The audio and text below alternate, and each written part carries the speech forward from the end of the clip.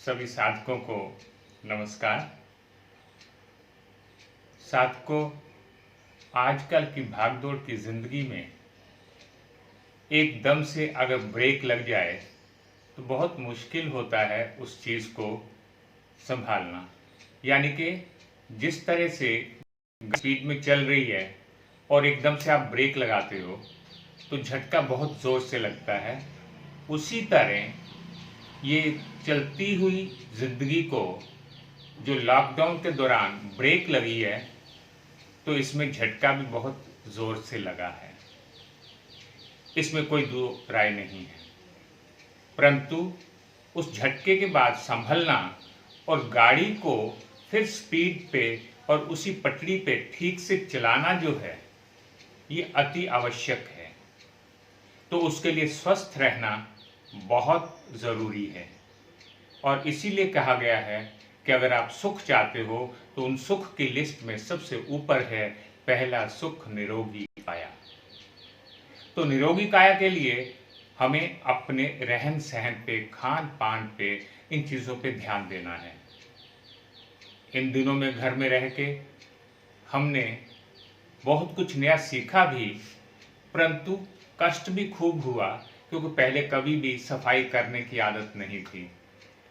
बर्तन धोने की, झाड़ू लगाने की, कपड़े धोने की आदत नहीं थी। तो उस दौरान कमर में दर्द रहना और फिर काफ़ी देर तक बैठे बैठे टांगों में दर्द रहना, पूरा खिंचाव, ये सारी चीज़ें ऐसी हैं कि जो हमें अब पता चल रहा है कि हमें कहाँ कहाँ सुधार करना है। तो आज हम बात करेंगे सciatica की। तो सciatica पेन जो है ये आपके कमर से चलकर और जंघा से होते हुए नीचे तक जाती है। तो इसके लिए कुछ हम आसन करेंगे और इससे राहत पाएंगे। तो चलो शुरू करते हैं आसन का अभ्यास। तो शुरू करते हैं सciatica यानी कि कटिस्नानु शूल। तो उसके लिए सबसे पहले आप टांगें सीधी करके बैठ जाएंगे। याद रखेंगे कि अपनी क्षमता के अनुसार ही आसन करेंगे और घुटना मोड़ेंगे जितना भी आराम से मोड़ सकते हैं और उसको एड़ी को जंघा मूल पे लगा लेंगे। सीधे बैठने की कोशिश करेंगे। दर्द होगी तो उतना ही इसको सहेंगे जितना कि हम आगे झुक सकें और सह सकें, उतना ही आप करो। शुरू में कोई कंपटीशन नहीं है कि आपको पांव को छूना है। बस ध्यान का रखना है कमर सीधी और हाथों को सीधा करो, सामने देखो और धीरे धीरे आगे झुको। घुटने को यहां से पकड़ लो, ये टांग को पकड़ा, बस, और धीरे से आगे झुकने की कोशिश, पंजा अपनी ओर, इस तरह से। फिर वापस आएंगे और पांव बदलेंगे। उसमें भी आप उसी तरह टांग को सीधा रखेंगे और आगे झुकेंगे। पहले श्वास भरेंगे, श्वास छोड़ते हुए आगे झुकेंगे, सामने देखेंगे, इस तरह से धीरे धीरे, और वापस कमर सीधी। तो इस तरह से 4 बार करेंगे। उसके बाद थोड़ा आराम। हर आसन के बाद कुछ देर के लिए आराम करेंगे और अगले आसन के लिए तैयार हो जाएंगे। अब हम नेक्स्ट करेंगे मर्जरी आसन। तो ये अभी जो आपने किया ये जानुसिर आसन का ही मॉडिफाइड वर्जन था।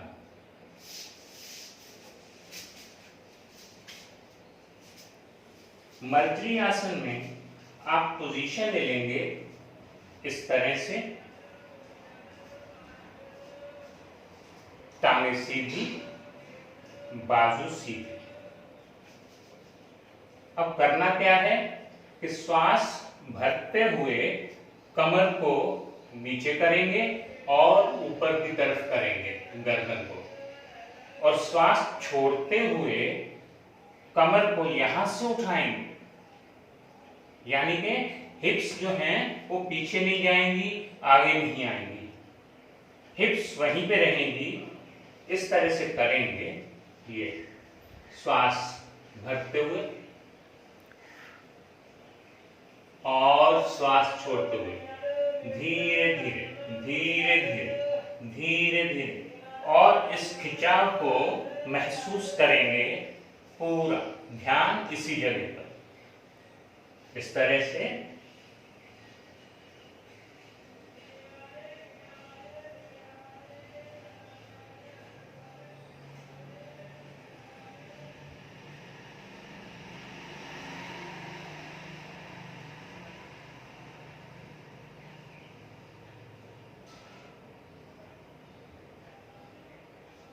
तो इस तरह से 5 बार आप करेंगे और उसके बाद टांगों को सीधा कर लेंगे, और फिर वही कुछ क्षण आराम, विश्राम। योग आनंद है। इसको करते समय एक खुशी महसूस करो और मन ही मन में ये भाव रखो कि मैं स्वस्थ हो रहा हूं, मेरा हर अंग आनंदित हो रहा है, मेरे अंदर प्राण ऊर्जा का विस्तार हो रहा है। और अब करेंगे कोणासन। इसमें पांव मिला लेंगे और इस तरह से पोजीशन ले लेंगे और धीरे धीरे हिप्स को और कमर को उठाएंगे। बस जितना आप आराम से उठा सकते हैं इतना उठाएं शुरू में, ठीक है। फिर और उठाएंगे और उठाएंगे, और ये यथाशक्ति रुकेंगे और फिर धीरे धीरे वापस। अब इसी को जब थोड़ा प्रैक्टिस हो जाए तो हाथों को अंदर कर लो, इस तरह से। याद रखेंगे कि धीरे धीरे अपने शरीर को हमने ठीक करना है। हमने किसी के साथ कोई कंपटीशन नहीं है, तो अपनी क्षमता को पहचानते हुए इसको करेंगे और फिर उसी तरह चलेंगे। शरीर को उठाएंगे, ये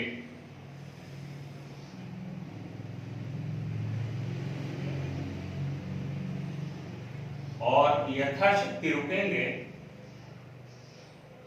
और फिर धीरे धीरे वापस आ जाए। बस, तो इस तरह से इसका आप अभ्यास करेंगे। और आसन तो बहुत हैं, परंतु शुरू में आप उतना ही करिए जितना के आराम से आप कर सकें, और धीरे धीरे आगे बढ़ते चले जाएं। जब अभ्यास हो जाए तो उसके बाद आप भुजंगासन कर सकते हैं, शलभासन कर सकते हैं। ये सभी आसन जो हैं आपकी सैटिका को, इसके दर्द को दूर करने में बहुत ही सहायक हैं। तो इस तरह इसका अभ्यास भी आप करते चले जाएंगे और कुछ सावधानियां भी बरतेंगे कि ज्यादा भारी चीज को नहीं उठाएंगे। और कोई नीचे गिर जाए और चीज उठानी है तो एकदम से झुकेंगे नहीं, आराम से बैठेंगे और उस चीज को उठा लेंगे। खान पान में थोड़ा सा ध्यान देंगे कि ऐसी चीजें नहीं खाएंगे जिनसे कब्ज ज्यादा हो या गैस ज्यादा पैदा हो। तो ये सारी चीजों का भी ध्यान जो है साथ में हम इसका जो है रखेंगे।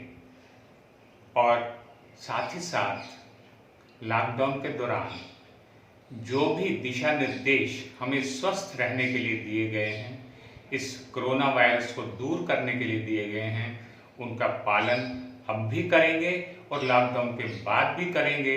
सफाई रखेंगे, अपने देश को स्वच्छ रखेंगे, अपने मन और बुद्धि को स्वच्छ रखेंगे और इस जिंदगी का पूरा आनंद लेंगे।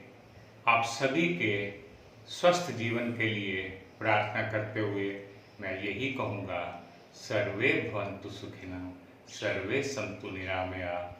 और आपका बहुत बहुत धन्यवाद।